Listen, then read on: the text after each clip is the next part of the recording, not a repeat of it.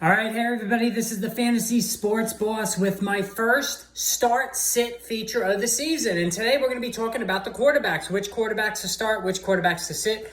But before I get into that, as always, make sure you hit that subscribe button and also the notification button if you haven't done so already. That very, very important. Obviously, you want to be a subscriber. And you also want to have the notification button hit so that you're made aware anytime new videos are posted, because I post multiple videos a day.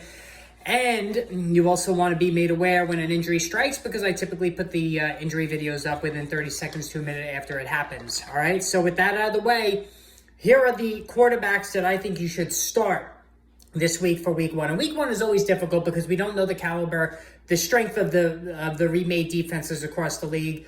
So it's a little extra tricky. And also another thing right at the front, it'd be very easy for me to come on and say, start Justin Herbert, start Lamar Jackson, start Patrick Mahomes. All right, I'm not going to do that. What I'm going to be doing with this feature is going a little bit deeper on the more borderline guys. All right, and who to start, who to sit. So for those people that are in super flex leagues or in deeper leagues that need to make those more difficult decisions at quarterback, because you're going to be playing your top guys weekly no matter what. Once you get past the top 10 to 12 guys, then the decisions become a little bit more difficult, and that's where I come in with these start sits. All right, so 4 start guys for you and 4 to sit. The first start is Trey Lance. I like the matchup against Chicago. The Bears defense is being remade. The pass rush doesn't look anything special at all.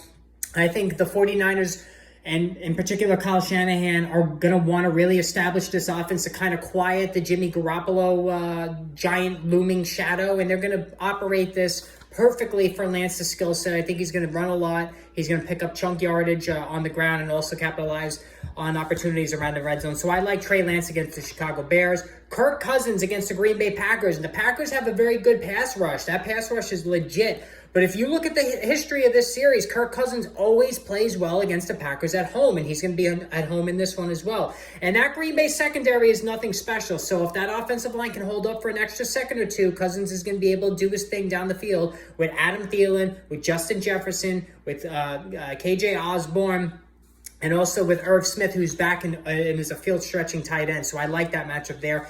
Matt Ryan in his first game for the Colts against the Houston Texans. Obviously, I don't need to be the one to tell you how terrible the Texans are, and that's especially true on defense. At least on offense, they got a couple of guys that are interesting, but on defense, that's not the case. Ryan is going to be able to pick that secondary apart, and then they could rely on Jonathan Taylor in the second half. So I like Matt Ryan for his first matchup there. And then finally, Trevor Lawrence. Trevor Lawrence, free from the Urban Meyer fiasco. He's getting a Washington front line that's missing Chase Young. Young will not be there.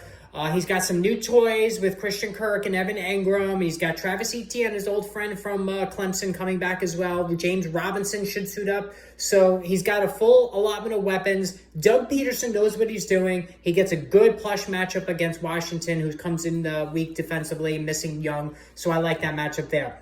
Now, the guys to sit, Justin Fields. I've spoke Justin Fields up all summer. I do like Justin Fields as an investment, as a backup with upside, but I don't like this matchup against San Francisco. A young quarterback going against Fred Warner, Nick Bosa. That ferocious pass rush is going to be a big problem for Fields. The Bears' offensive line might be the worst offensive line in the entire NFL, so Bosa and Warner are going to be licking their chops. Fields is going to be running for his life. You can't play Justin Fields in the first game. Tua Tagovailoa.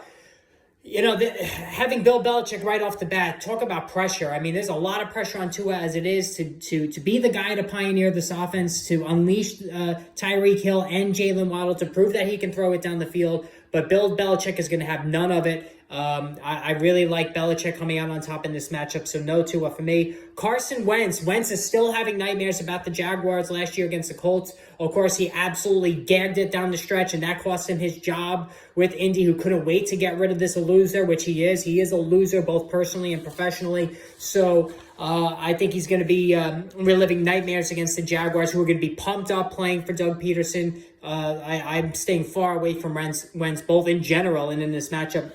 And then finally, Daniel Jones. I do like Brian Dable. I like the plan that he's putting in place. I feel confident in his coaching staff, but the Tennessee defense is strong. I think they're going to give Jones fits. It's going to take a while to get this offense going, so I'm out on Daniel Jones in week one. All right, the start-sit running backs will be posted soon. Same thing with receivers. and also the tight ends and the defense. That will be posted later tonight, maybe the running backs, but definitely tomorrow. So make sure you stay tuned for that and hit that subscribe button. All right, take care, everybody.